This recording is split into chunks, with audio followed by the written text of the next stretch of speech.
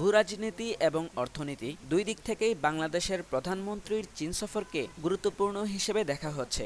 পররাষ্ট্র মন্ত্রণালয় জানাচ্ছে, এই সফরের প্রধান অগ্রাধিকার বাংলাদেশের উন্নয়ন। এই উন্নয়ন অভিযাত্রাকে আরো বেগবান করার ক্ষেত্রে চায়না সফরটি অবশ্যই গুরুত্বপূর্ণ। ভারত সফরের পর প্রধানমন্ত্রীর চীন সফর গুরুত্বপূর্ণ হয়ে উঠেছে তিস্তা প্রকল্প, রোহিঙ্গা সমস্যা, বাণিজ্যিক বিনিয়োগ এবং অর্থনৈতিক সংকট সমাধানে বাংলাদেশের ঋণ চাহিদার কারণে। সুতরাং সেই সব দিক থেকে এই সফর এবং সেখানে যে আলোচনাগুলি হবে, যে MOUগুলি সাইন হবে, সেটা বাংলাদেশের জন্য গুরুত্বপূর্ণ। পার্টিকুলারলি বাংলাদেশের যে ভূ রাজনৈতিক যে অবস্থা, এটাতে কিন্তু চীন একটা। বিশ্লেষকদের ধারণা, চীন বাংলাদেশ দ্বিপাক্ষিক আলোচনায় এবার তিস্তা প্রসঙ্গ উঠবে। কারণ প্রকল্পটির সমীক্ষা শেষে অর্থায়ন প্রস্তাব নিয়ে চীনের আগ্রহ এবং তাগাদা ছিল। এখন সেই প্রকল্পে আগ্রহ দেখিয়েছে ভারত। কারণ ভারতকে খুশি রাখা আমার জন্য জরুরি, চীনকে খুশি রাখা আমার জন্য জরুরি। সুতরাং এমন হতে পারে যে প্রকল্পটা যেহেতু বড়, প্রকল্পের কিছু অংশ হয়তো ভারতকে করতে আমরা অনুরোধ করতে পারি, কিছু অংশ চীনকে, এটা হতে পারে।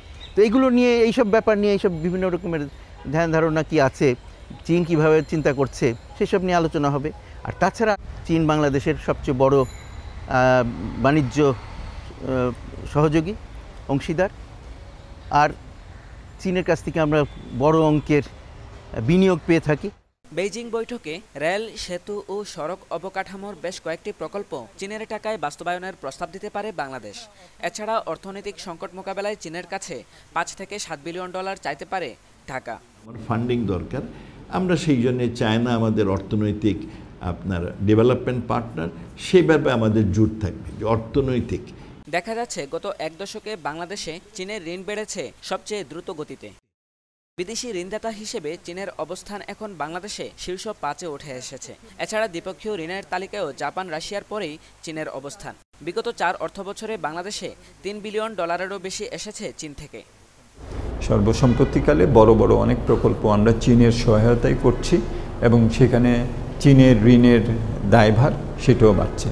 এবং এই পরিশোধের যে ব্যাপারটা, পরিশোধটা তো আর শুধুমাত্র চীন লক্ষ্য নির্দিষ্টভাবে হয় না, এটা আমার সামগ্রিকভাবে আমার পরিশোধের শক্তিমত্তা কতটুকু আছে, আমার রিজার্ভস কতটুকু। চীন বাংলাদেশ শীর্ষ বৈঠকে স্বভাবতই বাংলাদেশ পররাষ্ট্রনীতির অবস্থান তুলে ধরা এবং রোহিঙ্গা সংকট সমাধানে চীনের সহযোগিতার প্রসঙ্গ উঠবে।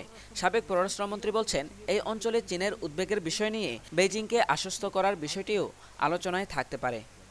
কারণ চাইনিজদের সাথে মায়ানমারের যথেষ্ট ভালো সম্পর্ক, তাদের বলতে পারি তোমরা আমাকে এ ব্যাপারে সাহায্য করো, যাতে এইটা আমরা থ্রু ডায়ালগ অ্যান্ড ডিসকাশন এই রোহিঙ্গাকে ২০১৬ সালে চীনের প্রেসিডেন্টের ঢাকা সফর থেকে বাংলাদেশ চীনের সম্পর্ক কৌশলগত অংশীদার স্তরে উন্নীত হয়। এবার বাংলাদেশের প্রধানমন্ত্রীর চীন সফরে ঢাকা বেইজিং দ্বিপক্ষীয় সম্পর্কে নতুন কী মাত্রা যুক্ত হয় এবং চীনের সাথে বাংলাদেশ কিভাবে কতটা যুক্ত হয়, তার দিকে দৃষ্টি থাকবে দেশে বিদেশে অনেকেই।